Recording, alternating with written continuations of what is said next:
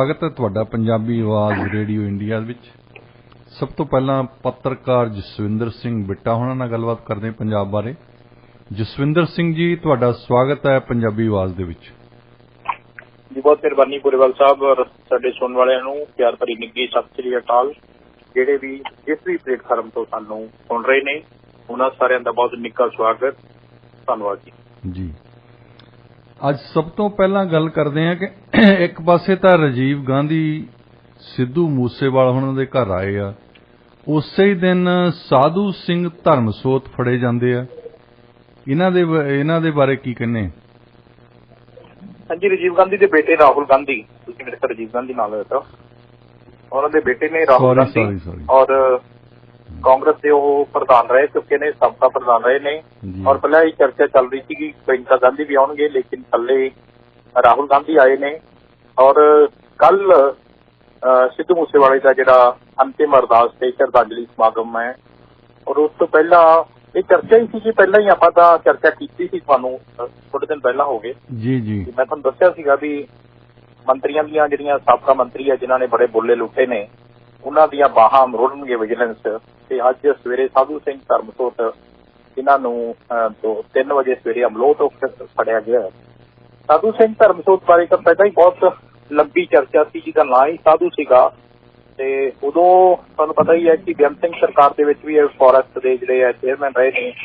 ਇਸ ਤੋਂ ਬਾਅਦ ਪੁਰਾਣੇ ਕਾਂਗਰਸੀ ਨੇ ਪਰਨੀਤ ਕੌਰ ਦੇ ਬੜੇ ਨੇੜੇ ਰਹੇ ਨੇ, ਬਾਜੀਗਰ ਭਾਈਚਾਰੇ ਨਾਲ ਸੰਬੰਧ ਰੱਖਦੇ ਆ। ਤੇ ਪਟਿਆਲੇ ਦੇ ਵਿੱਚ ਹਲਕੇ ਦੇ ਵਿੱਚ ਇਹਨਾਂ ਦਾ ਅਸਰ ਰਸੂਖ ਇਸ ਕਰਕੇ ਸੀ ਕਿ ਜਿਹੜੀ ਸ਼ਡਿਊਲ ਕਾਸਟ ਆਬਾਦੀ ਹੈਗੀ ਹੈ, ਉਹ ਲੱਗਦਾ ਸੀਗਾ ਕਿ ਉਹਨਾਂ ਦੀ ਨੁਮਾਇੰਦਗੀ ਦੇ ਵਿੱਚ ਪਰਨੀਤ ਕੌਰ ਦੀ ਸੇਫ ਸਾਈਡ ਇਹ ਸੀ ਕਿ ਬਹੁਤ ਸਾਰਾ ਵੋਟਰ ਬੈਂਕ ਜਿਵੇਂ ਹਰਦਿਆਲ ਸਿੰਘ ਕੰਬੋਜ ਹੈਗਾ, ਔਰ ਇਸਰਾਈਲ ਮਦਨ ਲਾਲ ਜਲਾਲਪੁਰ ਹੈਗਾ, ਸਾਧੂ ਸਿੰਘ ਧਰਮਸੋਤ ਹੈਗਾ, ਇਹ ਸਾਰੇ ਐਸਸੀ ਵਰਗ ਨੂੰ ਸੰਬੰਧ ਰੱਖਦੇ ਨੇ। ਤੇ ਉਹਨਾਂ ਦੀ ਜਿਹੜੀ ਹੈ ਛਤਰ ਛਾਇਆ ਕੈਪਟਨ ਅਮਰਿੰਦਰ ਸਿੰਘ ਪਰਿਵਾਰ ਕਰਦਾ ਰਿਹਾ ਹੈ।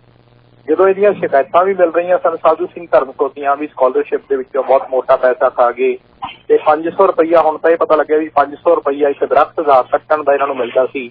ਤੇ ਜਿਹੜੀਆਂ ਬਦਲੀਆਂ ਸਨ, ਨਿਯੁਕਤੀਆਂ ਸਨ, ਉਹਨਾਂ ਤੇ ਵੀ ਮਿਲਦਾ ਸੀ। ਪਿੱਛੇ ਵੀ ਆਪਾਂ ਗੱਲ ਕੀਤੀ ਸੀ, ਗੁਰਮਨਪ੍ਰੀਤ ਸਿੰਘ ਜਿਹੜਾ ਡਿਸਟ੍ਰਿਕਟ ਫੋਰੈਸਟ ਅਫਸਰ ਫੜਿਆ ਗਿਆ ਸੀਗਾ, ਉਹਨੇ ਜਦੋਂ ਕਾਰਵਾਈ ਕੀਤੀ ਸੀ ਫੋਰੈਸਟ ਹਿੱਲ ਜਿਹੜਾ ਦਵਿੰਦਰ ਸਿੰਘ, ਕਰਨਲ ਦਵਿੰਦਰ ਸਿੰਘ ਸੰਧੂ ਹੈ, ਤੇ ਉਹ ਕਰਨਲ ਦਵਿੰਦਰ ਸਿੰਘ ਨੇ ਬਹੁਤ ਲੰਬੇ ਸਮੇਂ ਤੋਂ ਜਿਹੜੀ ਜਗ੍ਹਾ ਨੱਪੀ ਸੀ ਉਹਦੇ ਤੇ ਜਦੋਂ ਕਾਰਵਾਈ ਹੋਈ ਤਾਂ ਉਸ ਤੋਂ ਬਾਅਦ ਕਰਨਲ ਦਵਿੰਦਰ ਸਿੰਘ ਨੇ ਇੱਕ ਵੀਡੀਓ ਜਾਰੀ ਕੀਤੀ ਵੀ ਗੁਰਮਨਪ੍ਰੀਤ ਸਿੰਘ ਮੇਰੇ ਤੋਂ 2 ਲੱਖ ਰੁਪਈਆ ਮੰਗਦਾ, ਲੈ ਗਿਆ 2 ਲੱਖ ਰੁਪਈਆ ਇੱਕ ਠੇਕੇਦਾਰ ਸੀ ਉਹਦੇ ਨਾਲ।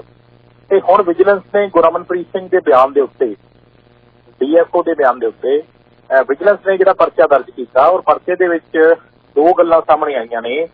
ਜਿਹੜੇ ਜੰਗਲਾਤ ਮੰਤਰੀ ਸਨ ਸਾਧੂ ਸਿੰਘ ਧਰਮਸੋਤ, ਉਹਨਾਂ ਦਾ ਇੱਕ OSD ਸੀਗਾ, ਉਹਦਾ ਨਾਂ ਹੈਗਾ ਕਾਬਲ ਸਿੰਘ, ਹੈ ਤਾਂ ਇਹਨਾਂ ਦਾ ਉਹ ਰਿਸ਼ਤੇਦਾਰ ਹੀ ਹੈ। ਇੱਕ ਕੋਈ ਨਾਭੇ ਤੋਂ ਇੱਕ ਹੋਰ ਪੱਤਰਕਾਰ ਸੀ ਕਿਸੇ ਅਖਬਾਰ ਦਾ। ਇਹ ਦੋਨੇ OSD ਦੇ ਰੂਪ ਦੇ ਵਿੱਚ ਕੰਮ ਕਰਦੇ ਸੀ, ਔਰ ਦੋਨੇ ਇਹ ਪੈਸਿਆਂ ਦਾ ਲੈਣ ਦੇਣ ਵੀ ਕਰਦੇ ਸੀ। ਔਰ ਇਸ ਤੋਂ ਬਾਅਦ ਅਗਲੀ ਗੱਲ ਤੁਹਾਨੂੰ ਮੈਂ ਇਹ ਦੱਸਿਆ ਵੀ ਧਰਮਸੋਤ ਨੂੰ 3 ਦਿਨਾਂ ਦੇ ਪੁਲਿਸ ਰਿਮਾਂਡ ਤੇ ਲਿਆਇਆ ਗਿਆ। ਤੇ ਧਰਮਸੋਤ ਕਹਿੰਦਾ ਕਿ ਮੇਰਾ ਤਾਂ ਕਸੂਰ ਹੀ ਕੋਈ ਨਹੀਂਗਾ, ਮੈਂ ਤਾਂ ਬੜਾ ਸਾਫ਼ ਸੁਥਰਾ ਬੰਦਾ, ਤੁਸੀਂ ਮੇਰੇ ਕੋਲ ਦੇਖਣਾ, ਮੇਰਾ ਨਾਮ ਕਿੱਡਾ ਸੋਹਣਾ ਹੈ, ਸਾਧੂ ਮੇਰਾ ਨਾਂ ਹੈ ਤੇ ਸਾਧੂ ਵਾਲੇ ਮੇਰੇ ਕੰਮ ਹੈ। ਪਰ ਵਿਜੀਲੈਂਸ ਨੇ ਉਹਨਾਂ ਨੂੰ ਦੱਸਿਆ ਹੈ ਕਿ ਤੁਹਾਡੇ ਖਿਲਾਫ ਕੈਪਟਨ ਅਮਰਿੰਦਰ ਸਿੰਘ ਜਦੋਂ ਮੁੱਖ ਮੰਤਰੀ ਸੀ, ਜਦੋਂ ਤੁਸੀਂ ਜੰਗਲਾਤ ਮੰਤਰੀ ਸੀ, ਉਦੋਂ ਵੀ ਤੁਹਾਨੂੰ ਹਟਾਇਆ ਗਿਆ ਸੀ, ਛੁੱਟੀ ਕਰ ਦਿੱਤੀ ਗਈ ਸੀ। ਤੇ ਚਰਨਜੀਤ ਸਿੰਘ ਚੰਨੀ ਦੀ ਸਰਕਾਰ ਜਦੋਂ ਨਵੀਂ ਬਣੀ ਸੀ ਤਾਂ ਉਦੋਂ ਜਿਹੜੇ ਸੰਗਤ ਸਿੰਘ ਗਿਲਜੀਆ ਨੂੰ ਜੰਗਲਾਤ ਮੰਤਰੀ ਬਣਾ ਲਿਆ ਗਿਆ ਸੀ। ਆਪਾਂ ਜੰਗਲਾਤ ਮੰਤਰੀ ਗਿਲਜੀਆ ਦੀ ਗੱਲ ਬਾਅਦ ਚ ਕਰਦੇ ਹਾਂ। ਔਰ ਮੋਹਾਲੀ ਦਾ ਜਿਹੜਾ DFO ਹੈਗਾ ਉਹ ਠੇਕੇਦਾਰ, ਉਹਨਾਂ ਨੂੰ ਜਦੋਂ ਫੜਿਆ ਗਿਆ ਸੀ ਤੇ ਪੁੱਛਗਿੱਛ ਦੇ ਵਿੱਚ ਉਦੋਂ ਇਹ ਗੱਲ ਸਾਹਮਣੇ ਆਈ ਸੀ ਕਿ ਧਰਮਸੋਤ ਇੱਕ ਦਰਖਤ ਕੱਟੇ ਜਾਣ ਬਦਲੇ 500 ਰੁਪਈਏ ਦੀ ਰਿਸ਼ਵਤ ਲੈਂਦਾ ਸੀ, ਔਰ ਦਰਖਤ ਲਾਉਣ ਦੇ ਲਈ ਉਹਨਾਂ ਨੂੰ ਰਿਸ਼ਵਤ ਵੀ ਦਿੱਤੀ ਜਾਂਦੀ ਸੀ। ਔਰ ਧਰਮਸੋਤ ਸਿੱਧੇ ਤੌਰ ਤੇ ਇਹਦੇ ਵਿੱਚ ਇਨਵੋਲਵ ਸੀਗਾ। ਧਰਮਸੋਤ ਤੋਂ ਮੋਹਾਲੀ ਦੇ ਵਿਜੀਲੈਂਸ ਡਾਇਰੈਕਟੋਰੇਟ ਨੇ ਜਦੋਂ ਪੁੱਛਗਿੱਛ ਕੀਤੀ ਹੈ, ਤੇ ਦੂਜੇ ਪਾਸੇ ਸਾਧੂ ਸਿੰਘ ਧਰਮਸੋਤ ਕੋਲ ਇੱਕ ਸੋਸ਼ਲ ਜਸਟਿਸ ਦਾ ਮਹਿਕਮਾ ਸੀਗਾ, ਸਮਾਜਿਕ ਸੁਰੱਖਿਆ ਦਾ। ਉਹਦੇ ਚ ਸੀਗਾ ਵੀ ਕੇਂਦਰ ਸਰਕਾਰ SC ਬੱਚਿਆਂ ਨੂੰ ਸਕਾਲਰਸ਼ਿਪ ਦੇ ਪੈਸੇ ਦਿੰਦੀ ਹੈ, ਔਰ ਉਹ ਪੈਸੇ ਜਿਹੜੇ ਸਕੂਲ ਨੇ, ਕਾਲਜ ਨੇ ਜਾਂ ਸ਼੍ਰੋਮਣੀ ਕਮੇਟੀ ਦੇ ਕਾਲਜ ਨੇ, ਉਹਨਾਂ ਦੇ ਕੋਲੇ ਪੈਸਾ ਆਉਂਦਾ ਹੈ। ਜਦੋਂ ਇਹ ਪੈਸਾ ਕਿਸੇ ਹੋਰ ਜਗ੍ਹਾ ਤੇ ਵਰਤ ਲਿਆ ਗਿਆ ਤੇ ਉਦੋਂ ਜਿਹੜੇ ਆਪਣੇ ਐਡੀਸ਼ਨਲ ਚੀਫ ਸੈਕਟਰੀ ਸਨ ਕਿਰਪਾ ਸ਼ੰਕਰ ਸਰੋਜ, ਉਹਨਾਂ ਨੇ ਇੱਕ ਐਪਲੀਕੇਸ਼ਨ ਦਿੱਤੀ ਸੀ ਮੁੱਖ ਮੰਤਰੀ ਨੂੰ, ਇੱਕ ਵੀ ਇਹ ਬੰਦਾ ਜਿਹੜਾ ਹੈਗਾ ਸਾਧੂ ਸਿੰਘ ਧਰਮਸੋਤ ਨੇ ਪੈਸਾ ਡਾਇਵਰਟ ਕੀਤਾ ਹੈਗਾ, ਕਿਸੇ ਹੋਰ ਜਗ੍ਹਾ ਤੇ ਵਰਤਿਆ, ਤਾਂ ਉਦੋਂ ਕੈਪਟਨ ਅਮਰਿੰਦਰ ਸਿੰਘ ਨੇ ਉਹਨਾਂ ਨੂੰ ਕਲੀਨ ਚਿੱਟ ਦੇ ਦਿੱਤੀ ਸੀ ਤੇ ਉਦੋਂ ਕਾਫੀ ਚਰਚਾ ਵਿੱਚ ਆਏ ਸਨ। ਕਿਰਪਾ ਸ਼ੰਕਰ ਸੋਜ ਵੀ ਉਹਨਾਂ ਦੀ ACS ਦੀ ਗੱਲ ਨਹੀਂ ਸੁਣੀ ਗਈ, ਹਾਲਾਂਕਿ ਉਹਨਾਂ ਨੇ ਚੀਫ ਸੈਕਟਰੀ ਨੂੰ ਵੀ ਚਿੱਠੀ ਲਿਖੀ ਸੀ। ਸਾਧੂ ਸਿੰਘ ਧਰਮਸੋਤ ਜਿਹੜਾ ਜਗਲਾਤ ਮਹਿਕਮੇ ਦਾ ਮੰਤਰੀ ਸੀ, ਮੈਨੂੰ ਯਾਦ ਹੈ ਜਦੋਂ ਰੀਸ਼ਫਲ ਹੋਇਆ, ਜਦੋਂ ਮੰਤਰੀ ਮੰਡਲ ਦਾ ਵਿਸਥਾਰ ਹੁੰਦਾ ਹੈ, ਜਦੋਂ ਚਰਨਜੀਤ ਸਿੰਘ ਚੰਨੀ ਦੀ ਸਰਕਾਰ ਬਣਦੀ ਹੈ, ਤਾਂ ਮੈਨੂੰ ਇੱਕ DFO ਦਾ ਫੋਨ ਆਇਆ। ਮੈਨੂੰ ਕਹਿੰਦੇ ਵੀ ਸਾਧੂ ਸਿੰਘ ਧਰਮਸੋਤ ਮੰਤਰੀ ਬਣੂਗਾ ਜਾਂ ਮੰਤਰੀ ਰਹਿ ਜਾਊਗਾ ਜਾਂ ਨਹੀਂ। ਮੈਂ ਕਿਹਾ ਤੈਨੂੰ ਕਿਹਨੇ ਕਿਹਾ? ਕਹਿੰਦਾ ਜੀ ਹੁਣ ਸਾਡੇ ਤੋਂ ਨਾ ਜੋ ਪੈਸੇ ਮੰਗੀ ਜਾਂਦਾ ਹੈ। ਮੈਂ ਕਿਹਾ ਕਾਹਦੇ? ਉਹ ਕਹਿੰਦਾ ਜੀ ਵੀ ਮੈਨੂੰ ਤਾਂ ਫੰਡ ਇਕੱਠਾ ਕਰਕੇ ਦਿਓ, ਪੈਸੇ ਇਕੱਠੇ ਕਰਕੇ ਦਿਓ। ਤੇ ਮੈਂ ਕਿਹਾ ਵੀ ਤੂੰ ਐਂ ਕਰ, 2 ਦਿਨ ਫੋਨ ਬੰਦ ਕਰ ਲੈ, ਕੱਲ ਨੂੰ ਮੰਤਰੀ ਮੰਡਲ ਬਣ ਜਾਣਾ ਤੇ ਪਰਸੋਂ ਮਹਿਕਮੇ ਦਿੱਤੇ ਜਾਣੇ ਆ। ਕਹਿੰਦਾ ਜੀ ਮੈਂ ਨੌਕਰੀ ਕਰਨੀ ਹੈ। ਮੈਂ ਕਿਹਾ ਤੂੰ ਮੇਰੇ ਕਹਿਣ ਤੇ ਨੰਬਰ ਬੰਦ ਕਰ ਲਾ। ਕਹਿੰਦਾ ਜੀ ਤੁਸੀਂ ਕੋਈ ਖਬਰ ਲਾ ਦਿਓ। ਮੈਂ ਉਹ ਸਾਰੀ ਗੱਲ ਜਿਹੜਾ ਖੁਲਾਸਾ ਉਹ ਕਰ ਦਿੱਤਾ ਕਿ ਇਸ ਤਰ੍ਹਾਂ ਕਰਕੇ ਇੱਕ ਸਾਧੂ ਨਾਂ ਦਾ ਬੰਦਾ, ਜਿਹਨੂੰ ਪਤਾ ਵੀ ਮੈਂ ਮੰਤਰੀ ਨਹੀਂ ਰਹਿਣਾ ਤੇ ਉਹ ਵਸੂਲੀਆਂ ਕਰਨ ਦੇ ਵਿੱਚ ਲੱਗਿਆ ਹੋਇਆ ਹੈ, ਉਹ ਖਬਰ ਸਾਰੇ ਜੰਗਲਾਤ ਮਹਿਕਮੇ ਦੇ ਵਿੱਚ ਫੈਲ ਗਈ।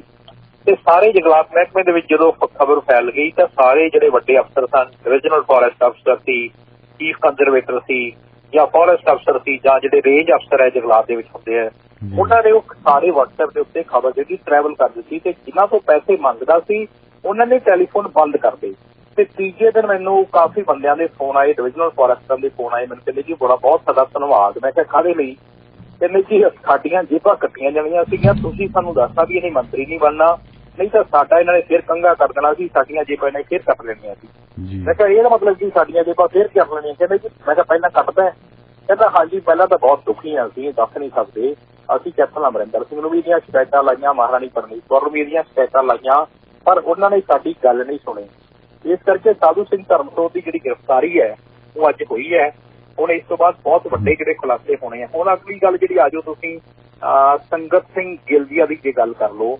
ਸੰਗਤ ਸਿੰਘ ਗਿਲਦੀਆ ਸਿਰਫ 3 ਮਹੀਨੇ ਇਹ ਮੰਤਰੀ ਰਹੇ ਨੇ ਜੰਗਲਾਤ ਦੇ। ਤੇ ਸੰਗਤ ਸਿੰਘ ਗਿਲਦੀਆ ਦੀ ਇੱਕ ਛੋਟੀ ਜਿਹੀ ਗੱਲ ਮੈਂ ਤੁਹਾਨੂੰ ਦੱਸ ਦਿੰਦਾ, ਤੁਸੀਂ ਆਪੇ ਹੀ ਉਹ ਕੀ ਪੰਜਾਬੀ ਦੀ ਇੱਕ ਕਹਾਵਤ ਹੁੰਦੀ ਹੈ ਵੀ ਪਿੰਡ ਜਿਹੜਾ ਉਹ ਘੀਰਿਆਂ ਤੋਂ ਪਛਾਣਿਆ ਜਾਂਦਾ ਹੈ। ਜਦੋਂ ਹੁਣ ਵਿਜੀਲੈਂਸ ਬਿਊਰੋ ਨੇ ਸਾਧੂ ਸਿੰਘ ਨੂੰ ਜੰਗਲਾਤ ਮੰਤਰੀ ਵਜੋਂ ਰਿਸ਼ਵਤਖੋਰੀ ਦੇ ਵਿੱਚ ਹਿੱਸਾਪੱਤੀ ਲੈਣ ਦੇ ਦੋਸ਼ ਵਿੱਚ ਜਿਹੜਾ ਗ੍ਰਿਫਤਾਰ ਕੀਤਾ ਗਿਆ ਹੈ, ਔਰ ਇਹਦੇ ਵਿੱਚ ਇੱਕ ਮੰਤਰੀ ਦਾ ਨਾਮ ਆਉਂਦਾ, ਉਹਦਾ ਨਾਮ ਹੈਗਾ ਸੰਗਤ ਸਿੰਘ ਗਿਲਦੀਆ। ਉਹ FIR ਦਰਜ ਕੀਤੀ ਹੈ ਔਰ ਇਸ ਮੰਤਰੀ ਨੇ ਤਾਂ ਹੱਦ ਹੀ ਕਰ ਦਿੱਤੀ ਪੁਲੇਵਾਲ ਸਾਹਿਬ। ਸੰਗਤ ਗਿਲਦੀਆ ਨੇ ਜਿਹੜੇ ਬੂਟਿਆਂ ਨੂੰ ਡੰਗਰ ਬੱਚਿਆਂ ਤੋਂ ਬਚਾਉਣ ਲਈ ਜਿਹੜੇ ਜਾਲੀਦਾਰ ਟਰੀ ਗਾਰਡ ਲਾਏ ਜਾਂਦੇ ਸੀ, ਉਹਦੇ ਠੇਕੇ ਦੇ ਵਿੱਚੋਂ 6 ਕਰੋੜ 40 ਲੱਖ ਰੁਪਏ ਛਾਪ ਲਏ। ਕਿੰਨੇ ਪੈਸੇ ਜੀ? 6 ਕਰੋੜ 40 ਲੱਖ ਰੁਪਏ 3 ਮਹੀਨਿਆਂ ਦੇ ਵਿੱਚ, 90 ਦਿਨਾਂ ਦੇ ਵਿੱਚ। ਜੇ ਤੁਸੀਂ 90 ਨੂੰ ਇਹਨੂੰ ਮਲਟੀਪਲਾਈ ਕਰ ਲਓਗੇ ਤਾਂ ਤੁਸੀਂ ਆਪੇ ਅੰਦਾਜ਼ਾ ਲਾ ਲਓਗੇ ਵੀ ਰੋਜ਼ ਦੇ ਕਿੰਨੇ ਪੈਸੇ ਮੰਤਰੀ ਦੀ ਜੇਬ 'ਚ ਜਾਂਦੇ ਸੀਗੇ। ਹਿਸਾਬ ਕਿਤਾਬ ਪੱਖੋਂ ਮੈਂ ਥੋੜਾ ਜਿਹਾ ਕਮਜ਼ੋਰ ਹਾਂ। ਤੇ ਜੰਗਲਾਤ ਵਿਭਾਗ ਦੀ ਜਿਹੜੀ ਜ਼ਮੀਨ ਹੈ ਉਹਦੇ ਦੇ ਉੱਤੇ 40 ਤੋਂ 50 ਕਰੋੜ ਰੁਪਏ ਦੀ ਮਾਈਨਿੰਗ ਹੋ ਗਈ।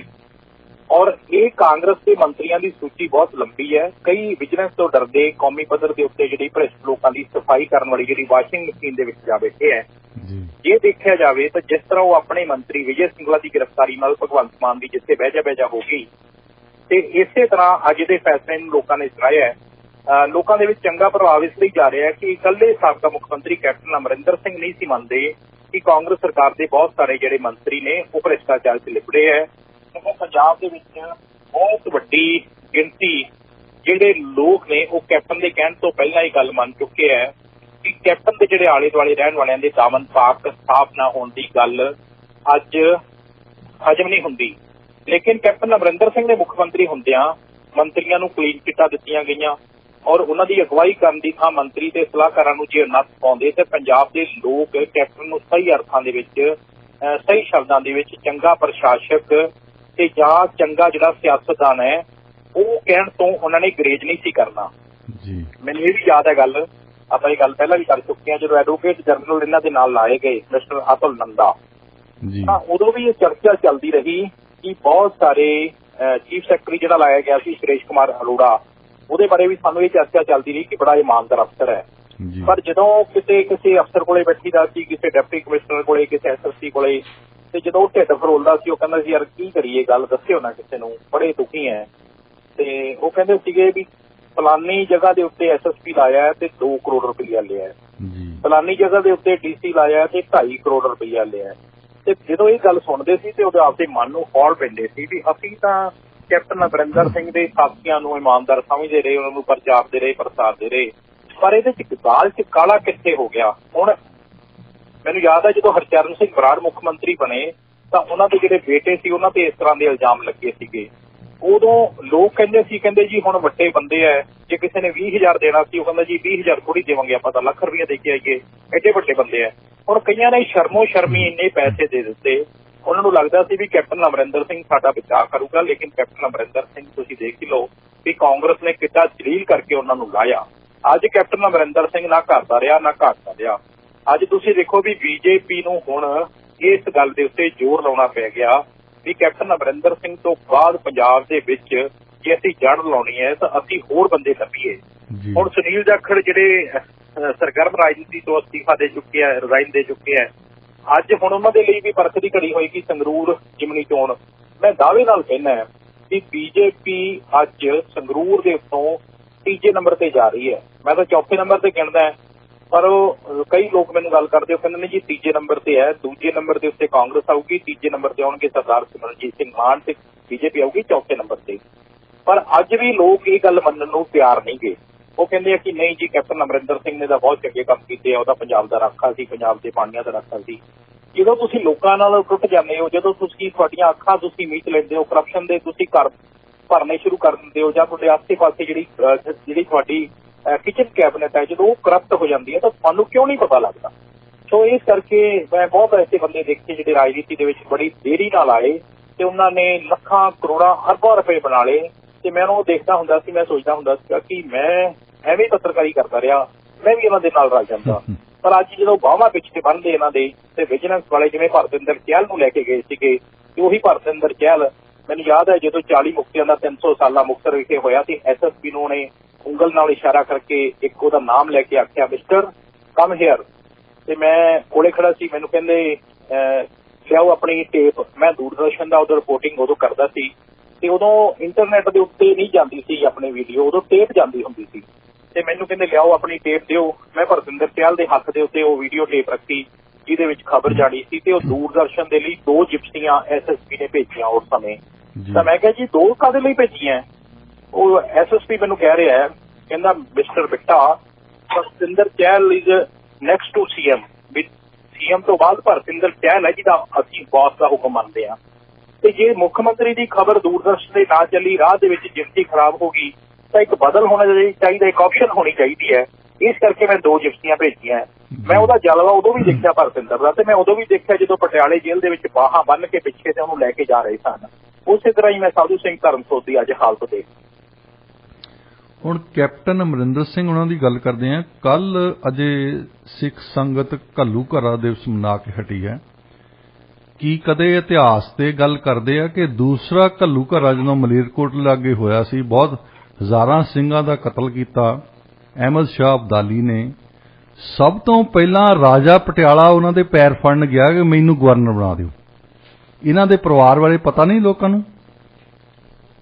ਦੇਖੋ ਜੀ, ਕੋਪਰ ਹੀਰਾ ਤੇ ਦੂਜਾ ਘੱਲੂਘਾਰਾ ਗੁਰਦਾਸਪੁਰ ਦੇ ਵਿੱਚ ਕਾਹਨੂੰਵਾਨ ਸ਼ੰਭ ਦੇ ਵਿੱਚ ਹੋਇਆ। ਪਿਛਲੇ ਦਿਨੀ ਮੈਂ ਕਾਹਨੂੰਵਾਨ ਸ਼ੰਭ ਦੇ ਵਿੱਚ ਵੀ ਜਾ ਕੇ ਆਇਆ ਜੀ। ਕੋਪਰ ਹੀਰਾ ਜਿਹੜਾ ਘੱਲੂਘਾਰਾ ਹੈ ਉਦੋਂ ਮੁਗਲ ਸਮਰਾਟ ਸੀਗੇ ਤੇ ਬਹੁਤ ਹੀ ਤਰਾਸਦੀ ਉਦੋਂ ਮੱਚੀ ਹੋਈ ਸੀ। ਇਹ ਬਿਲਕੁਲ ਠੀਕ ਹੈ, ਵੱਡਾ ਘੱਲੂਘਾਰਾ ਜਿਹਦੇ ਚ ਹਜ਼ਾਰਾਂ ਸਿੰਘ ਸਿੰਘਣੀਆਂ ਨੂੰ ਜਿਉਂਦਿਆਂ ਸੜ ਦਿੱਤਾ ਗਿਆ, ਘੋ ਕੇ ਮਾਰਿਆ ਗਿਆ। ਅਸੀਂ ਜਿਹੜੀ ਅਰਦਾਸ ਕਰਦੇ ਹਾਂ ਹਰ ਰੋਜ਼ ਉਹਨਾਂ ਦੀ ਆਤਮਿਕ ਸ਼ਾਂਤੀ ਦੇ ਲਈ ਵੀ ਕਰਦੇ ਹਾਂ ਜੀ। ਸੋ ਦੇਖੋ, ਇਹ ਜਿਹੜੇ ਟੋਟੀ ਹੁੰਦੇ ਨਾ, ਜਿਹੜੇ ਰਾਜੇ ਹੁੰਦੇ ਆ ਜਾਂ ਜਿਹੜੇ ਸਰਕਾਰ ਦੇ ਪਿੱਠੂ ਹੁੰਦੇ ਆ, ਉਹਨਾਂ ਨੂੰ ਹਰਜਾਨੇ ਵਜੋਂ ਇਵਜ਼ ਵਜੋਂ ਕਾਫੀ ਚੀਜ਼ਾਂ ਮਿਲਦੀਆਂ ਨੇ ਔਰ ਇਹ ਗੱਲਾਂ ਜਗ ਜ਼ਾਹਰ ਹੈਗੀਆਂ। ਹੁਣ ਦੂਜੇ ਪਾਸੇ ਜੇ ਤੁਸੀਂ ਕੈਪਟਨ ਅਮਰਿੰਦਰ ਸਿੰਘ ਜੀ ਇਹ ਗੱਲ ਕਰਦੇ ਹੋ ਤਾਂ ਉਹ ਕਹਿੰਦੇ ਆ ਵੀ ਸਾਨੂੰ ਤਾਂ 6 ਪਾਤਸ਼ਾਹੀਆਂ ਦਾ ਆਸ਼ੀਰਵਾਦ ਹੈਗਾ, ਸਾਨੂੰ ਤਾਂ ਗੁਰੂ ਘਰੋਂ ਬਹੁਤ ਵੱਡਾ ਬਾਬਾ ਤਲੋਕਾ ਜੀ ਤੇ ਉਹ ਇਤਿਹਾਸ ਦੇ ਵਿੱਚ ਵੀ ਆਉਂਦਾ ਹੈ। ਲੇਕਿਨ ਇਹ ਦੋਨੇ ਗੱਲਾਂ ਹੀ ਨੇ, ਪੋਜ਼ਿਟਿਵ ਵੀ ਹੈ ਨੈਗੇਟਿਵ ਵੀ ਹੈ। ਲੋਕ ਭੁੱਲੇ ਨਹੀਂ ਗਏ, ਲੋਕ ਅੱਖਾਂ ਵਿੱਚ ਲੈਂਦੇ ਆ। ਅਤੇ ਮੈਂ ਤਾਂ ਇੱਕ ਗੱਲ ਕਹਿਣਾ ਹੁੰਦਾ, ਮੁਕਤਸਰ ਦਾ ਮੇਲਾ ਮਾਘੀ ਦਾ ਇੱਕ ਜਿਹੜਾ ਹੈਗਾ ਮੀਟਿੰਗ ਹੋ ਰਹੀ ਸੀਗੀ ਔਰ ਮੀਟਿੰਗ ਜਦੋਂ ਹੋ ਰਹੀ ਸੀ, ਮੁਕਤਸਰ ਮੇਲਾ ਮਾਘੀ ਲੱਗਣਾ ਸੀਗਾ 40 ਮੁਕਤਿਆਂ ਦੀ ਯਾਦ ਦੇ ਵਿੱਚ, ਤੇ ਇੱਕ ਐਸਐਸਪੀ ਨੇ ਸਾਰੇ ਅਫਸਰਾਂ ਨੂੰ ਬੁਲਾਇਆ ਵੀ ਅੱਜ ਮੀਟਿੰਗ ਕਰਨੀ ਹੈ। ਤਾਂ ਸਾਰੇ ਅਫਸਰਾਂ ਨੂੰ ਜਦੋਂ ਬੁਲਾਇਆ, ਸਾਰੇ ਮਹਿਕਮਿਆਂ ਦੇ, PWD ਦੇ, ਰੋਡਵੇਜ਼ ਦੇ, ਨਗਰ ਕੌਂਸਲ ਦੇ, ਮੰਡੀ ਬੋਰਡ ਦੇ, ਹੈਲਥ ਡਿਪਾਰਟਮੈਂਟ ਦੇ, DC ਦਫ਼ਤਰ ਦੇ, ਪੁਲਿਸ ਦੇ ਸਾਰਿਆਂ ਨੂੰ ਬੁਲਾਇਆ ਗਿਆ ਤੇ ਮੀਟਿੰਗ ਸ਼ੁਰੂ ਹੋ ਗਈ। ਤਾਂ SSP ਨੇ ਗੱਲ ਕਹੀ ਵੀ ਤੁਸੀਂ ਕਹਿੰਦੇ ਹੋਵੋਗੇ ਵੀ ਹਰ ਸਾਲ ਮੇਲਾ ਲੱਗਦਾ ਹੈ, ਹਰ ਸਾਲ ਇੱਥੇ ਨਵੇਂ ਅਫਸਰ ਆਉਂਦੇ ਹੈ ਤੇ ਅਸੀਂ ਤਾਂ ਇੱਥੇ ਹੀ ਰਹਿੰਦੇ ਹਾਂ, ਤੇ ਇਹਦੇ 'ਚ ਨਵੀਂ ਗੱਲ ਕੀ ਹੈ ਮੀਟਿੰਗ ਦੇ ਕਰਨ ਵਾਲੀ? ਵੀ ਪ੍ਰਬੰਧ ਤਾਂ ਹੁੰਦੇ ਹੀ ਰਹਿੰਦੇ ਇਸ ਤਰ੍ਹਾਂ ਵੀ ਸੈਕਟਰ ਬਣਾ ਦਿੱਤੇ ਜਾਣਗੇ, ਮੇਲਾ ਸੈਕਟਰ ਹੋਏਗਾ, ਅਫਸਰ ਹੋਏਗਾ, ਹੈਲਥ ਡਿਪਾਰਟਮੈਂਟ ਲਾਏਗਾ, ਪਾਣੀ ਦੀ ਛਬੀਲ ਲੱਗੇਗੀ, ਸ਼ਰਧਾਲੂਆਂ ਨੂੰ ਕੋਈ ਦਿੱਕਤ ਨਹੀਂ ਆਏਗੀ, ਪਾਰਕਿੰਗ ਦਾ ਪ੍ਰਬੰਧ ਕੀਤਾ ਜਾਏਗਾ, ਕੋਈ ਜਿਹੜੇ ਚੋਰੀ ਚਕਾਰੀ ਕਰਨ ਵਾਲੇ ਜਿਹੜੇ ਜੇਬ ਕਤਰੇ ਉਹਨਾਂ ਤੇ ਨਜ਼ਰ ਰੱਖੀ ਜਾਏਗੀ, CCTV ਕੈਮਰੇ ਲਾ ਦਿੱਤੇ ਜਾਣਗੇ, ਵਾਚ ਟਾਵਰ ਲਾ ਦਿੱਤੇ ਜਾਣਗੇ, ਔਰ ਜਿਹੜੇ ਡੌਗ ਸਕੈਡਰ ਲਾ ਦਿੱਤੇ ਜਾਣਗੇ। ਇਹਦੇ ਵਿੱਚ ਨਵੀਂ ਗੱਲ ਕੀ ਹੈਗੀ ਹੈ? ਤਾਂ ਸਾਰੇ ਅਫਸਰਾਂ ਨੇ ਆਖਿਆ ਹਾਂਜੀ ਬਿਲਕੁਲ ਠੀਕ ਹੈ ਵੀ ਮੇਲਾ ਤਾਂ ਲੱਗਦਾ ਹੀ ਹੈ, ਤਿਆਰੀਆਂ ਹੁੰਦੀਆਂ। ਉਹ ਕਹਿੰਦਾ ਤੁਸੀਂ ਐਂ ਕਰੋ, ਅੱਜ ਸਵੇਰੇ ਸਾਰੇ ਜਾਣੇ ਅਖਬਾਰ ਪੜ੍ਹ ਕੇ ਆਏ ਹੋਣਗੇ, TV ਦੇਖ ਕੇ ਆਏ ਹੋਣਗੇ, ਰੇਡੀਓ ਸੁਣ ਕੇ ਆਏ ਹੋਣਗੇ, ਰਾਤ ਵੀ ਕੋਈ ਖਬਰਾਂ ਸੁਣੀਆਂ ਹੋਣਗੀਆਂ, ਮੈਨੂੰ ਅੱਜ ਦੀਆਂ ਤਾਜ਼ੀਆਂ 3 ਖਬਰਾਂ ਦੱਸ ਦਿਓ ਤੇ ਮੈਂ ਤੁਹਾਨੂੰ ਮੰਨ ਜੂੰਗਾ। ਕਿਸੇ ਨੇ 1 ਖਬਰ ਸੁਣਾਈ, ਕਿਸੇ ਨੇ ਅੱਧੀ ਖਬਰ ਸੁਣਾਈ, ਕਿਸੇ ਨੇ ਕਿਹਾ ਜੀ ਮੈਂ ਤਾਂ TV ਦੇਖਦਾ ਹੀ ਨਹੀਂ, ਤੇ ਮਤਲਬ 3 ਖਬਰਾਂ ਕੋਈ ਨਹੀਂ ਸੁਣਾ ਸਕਿਆ। ਕਹਿਣ ਦਾ ਭਾਵ ਹੈ ਵੀ ਲੋਕ ਤਾਂ ਸਵੇਰ ਦੀ ਗੱਲ ਭੁੱਲ ਜਾਂਦੇ ਆ ਤੇ ਤੁਸੀਂ ਤਾਂ ਅਹਿਮਦ ਸ਼ਾਹ ਅਬਦਾਲੀ ਵੇਲੇ ਦੀ ਗੱਲ, ਕੋਪਰ ਹੀਰਾ ਵੇਲੇ ਦੀ ਗੱਲ ਕਰਦੇ ਹੋ। ਪੁਰੇਵਾਲ ਸਾਹਿਬ, ਲੋਕਾਂ ਦੀ ਜਿਹੜੀ ਯਾਦ ਸ਼ਕਤੀ ਆ ਬਹੁਤ ਛੋਟੀ ਹੈ, ਲੋਕਾਂ ਨੂੰ ਯਾਦ ਕਰਾਉਣਾ ਪੈਂਦਾ। ਹੁਣ ਜਦੋਂ ਕਈ ਵਾਰੀ ਕਿਸੇ ਲੀਡਰ ਨੂੰ ਮੌਕਾ ਮਿਲ ਜੇ ਨਾ, ਤੁਸੀਂ ਕਿਤੇ ਆਪਣੇ ਮਨਜੀਤ ਸਿੰਘ GK ਨੂੰ ਸੁਣ ਲਓ, ਜਾਂ ਆਪਣੇ ਸੁਖਪਾਲ ਸਿੰਘ ਖਹਿਰਾ ਨੂੰ ਸੁਣ ਲਓ, ਜਾਂ ਜਗਮੀਤ ਬਰਾੜ ਨੂੰ ਸੁਣ ਲਓ, ਜਾਂ ਕਿਸੇ ਹੋਰ ਵੱਡੇ ਲੀਡਰ ਨੂੰ ਸੁਣ ਲਓ, ਉਹ ਪਹਿਲਾਂ ਆਪਦੀ ਕਹਾਣੀ ਪਾਊਗਾ ਵੀ ਮੈਂ ਐਂ ਕੀਤਾ ਜੀ, ਮੇਰੇ ਪਿਓ ਨੇ ਐਂ ਕੀਤਾ ਜੀ, ਮੈਂ ਉੱਥੇ ਆਈ ਕੀਤਾ ਜੀ, ਮੇਰੇ ਬਿਨਾਂ ਗੱਲ ਨਹੀਂ ਬਣਦੀ ਸੀ, ਫਿਰ ਮੈਂ ਆਹ ਕੀਤਾ। ਮੈਂ ਉਹ ਪਹਿਲਾਂ ਆਪਦੀ ਪ੍ਰਾਪਤੀ ਗਿਣਾਊਗਾ। ਮੈਂ ਤੁਹਾਨੂੰ ਕਹਿੰਦਾ ਉਹਨਾਂ ਨੂੰ ਤੁਸੀਂ ਆਪਦੀ ਪ੍ਰਾਪਤੀ ਕਿਉਂ ਗਿਣਾਉਣੇ? ਉਹ ਕਹਿੰਦੇ ਜੀ ਲੋਕ ਭੁਲੱਕੜ ਨੇ, ਲੋਕ ਭੁੱਲ ਜਾਂਦੇ, ਲੋਕਾਂ ਨੂੰ ਯਾਦ ਕਰਾਉਣਾ ਪੈਂਦਾ। ਹੁਣ ਚੱਲਦੇ ਹਾਂ, ਗੱਲ ਕਰਦੇ ਹਾਂ ਕਿ ਸਿੰਘ ਸਾਹਿਬ ਅਕਾਲ ਤਖਤ ਦੇ ਜਥੇਦਾਰ ਉਹਨਾਂ ਨੇ ਇਹ ਗੱਲ ਕੀਤੀ ਕਿ ਸਿੱਖਾਂ ਨੂੰ ਕਮਜ਼ੋਰ ਕਰਨ ਲਈ ਕਨਵਰਜਨ ਹੋ ਰਹੀ ਹੈ ਕ੍ਰਿਸਚੀਅਨਿਟੀ ਦੀ। ਉਹ ਕਿਹੜੀ ਤਾਕਤ ਹੈ ਜਿਹੜੀ ਸਿੱਖਾਂ ਨੂੰ ਕਮਜ਼ੋਰ ਕਰ ਰਹੀ ਹੈ? ਹਾਂਜੀ ਬਿਲਕੁਲ, ਇਹ ਬਹੁਤ ਜਿਹੜਾ ਵੱਡਾ ਤੁਹਾਡਾ ਪ੍ਰਸ਼ਨ ਹੈ ਤੇ ਇਹਦਾ ਆਨਸਰ ਵੀ ਓਡਾ ਹੀ ਵੱਡਾ ਹੈ। ਦੇਖੋ ਪੰਜਾਬ ਦੇ ਵਿੱਚ ਨਾ ਜੀ ਇਹ ਗੱਲ ਜਗ ਜ਼ਾਹਰ ਹੋ ਗਈ ਕਿ ਧਰਮ ਦੇ ਨਾਂ ਦੇ ਉੱਤੇ ਜਿਹੜੇ ਸਿਆਸੀ ਲੋਕ ਹੈ ਉਹ ਇਲੈਕਸ਼ਨ ਲੜਦੇ ਨੇ ਔਰ ਉਹ ਕਲਾਸੀਫਿਕੇਸ਼ਨ ਕਰ ਲੈਂਦੇ ਆ। ਹੁਣ ਕੱਲ ਜਦੋਂ ਸ਼੍ਰੀ ਅਕਾਲ ਤਖਤ ਸਾਹਿਬ ਵਿਖੇ ਜੂਨ 1984 ਦੇ ਸ਼ਹੀਦਾਂ ਦੀ ਯਾਦ ਦੇ ਵਿੱਚ ਸ਼ਹੀਦੀ ਸਮਾਗਮ ਹੋਇਆ ਹੈ, ਤਾਂ ਉਦੋਂ ਸਭ ਤੋਂ ਪਹਿਲਾਂ ਜਿਹੜੀ ਗੱਲ ਕਹੀ, ਅੱਜ ਵੀ ਅਸੀਂ ਇੱਥੇ ਦਿੱਲੀ ਬੈਠਾ ਸੀ ਮੈਂ ਕਿਸੇ ਕੋਲੇ ਤੇ ਉਦੋਂ ਮੈਂ ਗੱਲ ਕਰ ਰਿਹਾ ਸੀਗਾ, ਅਸੀਂ ਗੱਲ ਭੁੱਲ ਜਾਂਦੇ ਹਾਂ ਜੂਨ 84 ਦੇ ਘੱਲੂਘਾਰੇ ਦੇ ਵਿੱਚ। ਜੇ ਅਸੀਂ ਇਹਦੇ ਪਿੱਛੇ ਜਾਈਏ 1947 ਦੀ ਜਦੋਂ ਵੰਡ ਹੁੰਦੀ ਹੈ, ਉਦੋਂ ਜਿਹੜੀ ਸਿੱਖ ਕੌਮ ਨੂੰ ਨੱਪਣ ਤੇ ਕੁੱਟਣ ਦੀ ਨੀਤੀ ਸ਼ੁਰੂ ਹੁੰਦੀ ਔਰ ਜਿਸ ਦੇ ਮੁੱਖ ਸੂਤਰਧਾਰ ਨੇ ਉਹ ਪੰਡਿਤ ਜਵਾਹਰ ਲਾਲ ਨਹਿਰੂ ਹੁੰਦੇ ਹੈ। ਔਰ ਇਸੇ ਦਾ ਹੀ ਸਿੱਟਾ ਅੱਗੇ ਆਉਂਦਾ 1984 ਦੇ ਵਿੱਚ ਕਾਂਗਰਸ ਸਰਕਾਰ ਆਉਂਦੀ ਹੈ। ਸੱਚਖੰਡ ਸ੍ਰੀ ਹਰਿਮੰਦਰ ਸਾਹਿਬ, ਸ੍ਰੀ ਅਕਾਲ ਤਖਤ ਸਾਹਿਬ ਸਮੇਤ ਹੋਰ ਜਿਹੜੇ ਸਿੱਖ ਗੁਰਧਾਮਾਂ ਦੇ ਉੱਤੇ ਫੌਜੀ ਹਮਲੇ ਕਰਕੇ ਸਿੱਖ ਕੌਮ ਨੂੰ ਖਤਮ ਕਰਨ ਦਾ ਯਤਨ ਕੀਤਾ ਗਿਆ ਔਰ ਇਹਦੇ ਨਾਲ ਹੀ ਸਿੱਖਾਂ ਨੂੰ ਰਾਜ ਦਾ ਸੰਕਲਪ ਜਿਹੜਾ ਗੁਰੂ ਸਾਹਿਬਾਨ ਤੋਂ ਮਿਲਿਆ ਤੇ ਅਸੀਂ ਹਰ ਰੋਜ਼ ਅਰਦਾਸ ਕਰਦੇ ਹਾਂ ਕਿ ਰਾਜ ਕਰੇਗਾ ਖਾਲਸਾ। ਔਰ ਅੱਜ ਜਿਹੜੀ ਸਿੱਖ ਕੌਮ ਨੂੰ ਧਾਰਮਿਕ ਤੌਰ ਤੇ, ਸਮਾਜਿਕ ਤੌਰ ਤੇ, ਆਰਥਿਕ ਤੌਰ ਤੇ ਰਾਜਨੀਤਿਕ ਤੌਰ ਤੇ ਜਿਹੜਾ ਮਜ਼ਬੂਤ ਹੋਣ ਦੀ ਜਿੱਥੇ ਜ਼ਰੂਰਤ ਹੈਗੀ ਹੈ, ਉੱਥੇ ਬਹੁਤ ਸਾਰੀਆਂ ਚੁਣੌਤੀਆਂ ਨੇ। ਨਸ਼ਿਆਂ ਦੀ ਚੁਣੌਤੀ ਹੈਗੀ ਹੈ, ਸਰਹੱਦੀ ਇਲਾਕਿਆਂ ਦੇ ਵਿੱਚ ਤੁਸੀਂ ਜਾਓ ਤਾਂ ਮੈਂ ਜਦੋਂ ਕਵਰ ਕਰਦਾ ਸੀਗਾ ਮਾਝਾ, ਤਾਂ ਮੈਂ ਉਦੋਂ ਜਿਹੜੇ ਸਿਆਸੀ ਲੀਡਰ ਦੇਖਦੇ ਸੀ, ਚਾਹੇ ਉਹ ਅਕਾਲੀ ਦਲ ਦੇ ਸੀ, ਚਾਹੇ ਉਹ ਕਾਂਗਰਸ ਦੇ ਸੀ, ਚਾਹੇ ਉਹ ਆਮ ਆਦਮੀ ਪਾਰਟੀ ਦੇ ਸੀ, ਚਾਹੇ ਉਹ BJP ਦੇ ਸੀ, ਪੁਰੇਵਾਲ ਸਾਹਿਬ ਸਭ ਤੋਂ ਪਹਿਲਾਂ ਉਹ ਨਾਅਰਾ ਲਾਉਂਦੇ ਸੀ, ਉਹ ਕਹਿੰਦੇ ਸੀ ਜੈ ਮਸੀਹ ਜੀ, ਫਿਰ ਕਹਿੰਦੇ ਸੀ ਹਾਲੇਲੂਇਆ, ਫਿਰ ਉਹ ਕਹਿੰਦੇ ਸੀ ਸੁਬੋਲ ਸਾਚੇ ਦਰਬਾਰ ਕੀ, ਤੇ ਕਈ ਥਾਵਾਂ ਦੇ ਉੱਤੇ ਉਹ ਵਾਹਿਗੁਰੂ ਜੀ ਕਾ ਖਾਲਸਾ ਵਾਹਿਗੁਰੂ ਜੀ ਕਾ ਫਤਿਹ ਨਹੀਂ ਕਹਿੰਦੇ ਸੀ। ਤੇ ਮੈਂ ਇੱਕ ਦਿਨ ਬੇਕਮ ਮਜੀਠੇ ਨੂੰ ਪੁੱਛ ਹੀ ਲਿਆ, ਮੈਂ ਕਿਹਾ ਜੀ ਮਜੀਠਾ ਸਾਹਿਬ ਤੁਸੀਂ ਆਹ ਕੀ ਕਰੀ ਜਾਂਦੇ? ਉਹ ਕਹਿੰਦੇ ਨਹੀਂ ਭਾਊ ਜੀ ਤੁਹਾਨੂੰ ਕੀ ਪਤਾ, ਤੁਸੀਂ ਮਾਲਵੇ ਵਾਲੇ ਹੋ, ਸਾਡੇ ਇੱਧਰ ਬਾਬਿਆਂ ਦੀਆਂ ਵੋਟਾਂ ਬਹੁਤ ਨੇ ਤੇ ਸਾਨੂੰ ਫਿਰ ਉਹ ਜਿਹਾ ਹੀ ਭੇਸ ਵਟਾਉਣਾ ਪੈਂਦਾ ਹੈ।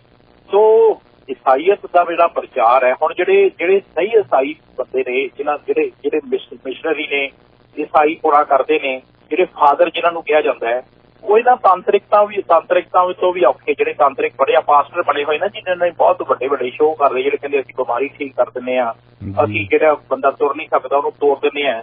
ਇਹਨਾਂ ਨੂੰ ਪੁੱਛਣ ਵਾਲਾ ਹੋਵੇ ਵੀ ਜਿਹੜਾ ਤੁਹਾਡਾ ਈਸਾਈ ਧਰਮ ਦਾ ਜਿਹੜਾ ਪੋਪ ਹੈ, ਜਿਹੜਾ ਸਭ ਤੋਂ ਵੱਡੀ ਥਾਂ ਤੇ ਬੈਠਦਾ, ਉਹ ਤਾਂ ਵੀਲਚੇਅਰ ਤੇ ਜਾਂਦਾ ਹੈ। ਜੇ ਤੁਹਾਡੇ ਕੋਲੇ ਇੰਨਾ ਹੀ ਜਲਵਾ ਹੈ ਤਾਂ ਤੁਹਾਡਾ ਜਿਹੜਾ ਪੋਪ ਹੈ ਉਹਨੂੰ ਤੁਸੀਂ ਵੀਲਚੇਅਰ ਤੇ ਕਿਉਂ ਨਹੀਂ ਖੜਾ ਕਰ ਸਕਦੇ? ਇਹ ਸਵਾਲ ਕੋਈ ਨਹੀਂ ਪੁੱਛਦਾ। ਸੋ ਸ਼੍ਰੀ ਅਕਾਲ ਤਖਤ ਸਾਹਿਬ ਦੇ ਜਥੇਦਾਰ ਨੇ ਇਹ ਚਿੰਤਾ ਪ੍ਰਗਟ ਕੀਤੀ ਹੈ। ਦੇਖੋ ਹੁਣ ਦੂਜੀ ਗੱਲ ਇਹ ਹੈਗੀ ਹੈ, ਸ਼੍ਰੀ ਅਕਾਲ ਤਖਤ ਸਾਹਿਬ ਦੇ ਜਥੇਦਾਰ ਦੇ ਉੱਤੇ ਇਲਜ਼ਾਮ ਇਹ ਲੱਗਦਾ ਹੈ ਕਿ ਉਹ ਅਕਾਲੀ ਪਾਰਟੀ ਦਾ ਪੱਖ ਪੂਰਦੇ ਨੇ, ਕਿਉਂਕਿ ਸ਼੍ਰੋਮਣੀ ਗੁਰਦੁਆਰਾ ਪ੍ਰਬੰਧਕ ਕਮੇਟੀ ਤੇ ਅਕਾਲੀ ਦਲ ਦਾ ਕਬਜ਼ਾ ਹੈਗਾ ਅੱਜ ਵੀ ਮੇਰੀ ਗੱਲ ਹੋ ਰਹੀ ਸੀ ਫਤਿਹ ਚੰਦ ਸਿੰਘ ਬਾਜਵਾ ਨਾਲ, ਉਹ ਕਹਿੰਦੇ ਵੀ ਜਿਹੜਾ ਬਿਆਨ ਅਕਾਲੀ ਦਲ ਨੂੰ ਚੰਗਾ ਲੱਗਾ ਉਹ ਜਥੇਦਾਰ ਤੋਂ ਦਵਾ ਦਿੰਦੇ ਆ। ਮੈਂ ਕਿਹਾ ਜੀ ਬਿਲਕੁਲ ਤੁਹਾਡੀ ਗੱਲ ਨਾਲ ਮੈਂ ਸਹਿਮਤ ਨਹੀਂ। ਕਹਿੰਦੇ ਕਿਵੇਂ? ਮੈਂ ਕਿਹਾ ਤੁਸੀਂ ਦੇਖੋ ਵੀ ਕੱਲ ਜਥੇਦਾਰ ਸਾਹਿਬ ਨੇ ਇਹ ਬਿਆਨ ਦਿੱਤਾ ਵੀ ਸਿੱਖਾਂ ਨੂੰ ਤਾਲੀਮ ਦੇ ਹਿਸਾਬ ਨਾਲ ਉੱਚ ਤਾਲੀਮ ਲੈਣੀ ਚਾਹੀਦੀ ਹੈ, ਵਾਈਟ ਕਾਲਰ ਜੌਬ ਹੋਣੀਆਂ ਚਾਹੀਦੀਆਂ।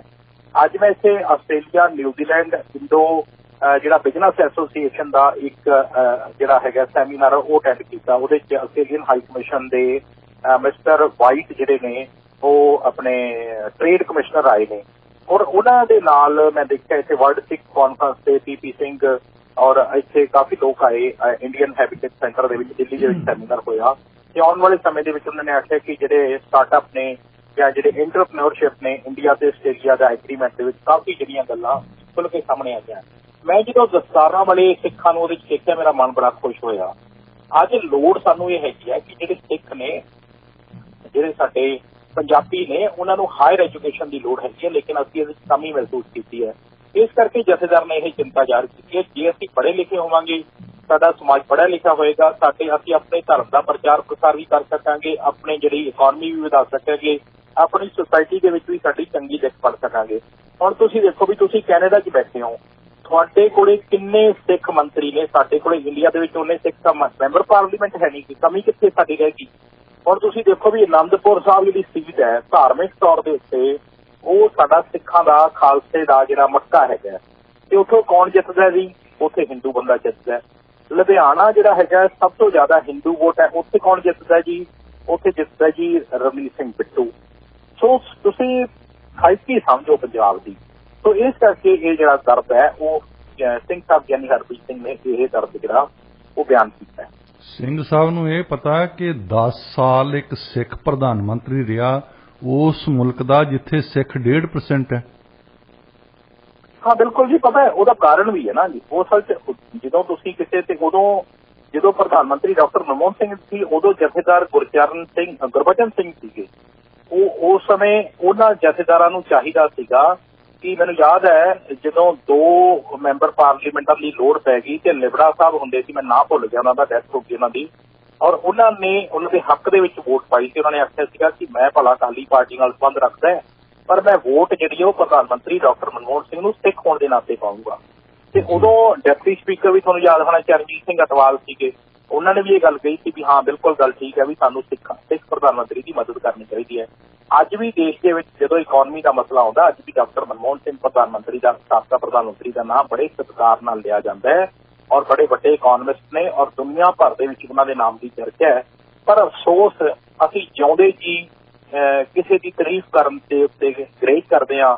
ਹੁਣ ਤੁਸੀਂ ਦੇਖ ਲਓ ਵੀ ਸਿੱਧੂ ਮੂਸੇਵਾਲੇ ਦੀ ਡੈਥ ਤੋਂ ਬਾਅਦ ਦੁਨੀਆ ਭਰ ਦੇ ਲੋਕਾਂ ਨੇ ਅਫਸੋਸ ਪ੍ਰਗਟ ਕੀਤਾ ਤੇ ਅੱਜ ਅਸੀਂ ਉਹਦੇ ਤੇ ਕੋਈ ਬੰਦਾ ਕਹਿ ਰਿਹਾ ਹੈ ਕਿ ਜੀ ਦੇਖੋ ਇਹ ਸਰਕਾਰ ਦੀ ਗਲਤੀ ਹੈ, ਕੋਈ ਕੁਝ ਕਹਿ ਰਿਹਾ ਹੈ। ਅਣਗਹਿਲੀ ਹੋਈ ਹੈ ਸਰਕਾਰ ਤੋਂ, ਕੋਈ ਸ਼ੱਕ ਨਹੀਂ, ਪਰ ਜਿਉਂਦੇ ਜੀ ਉਹਨੂੰ ਭੰਡਦੇ ਰਹੇ, ਉਹਨੂੰ ਨਿੰਦਦੇ ਰਹੇ।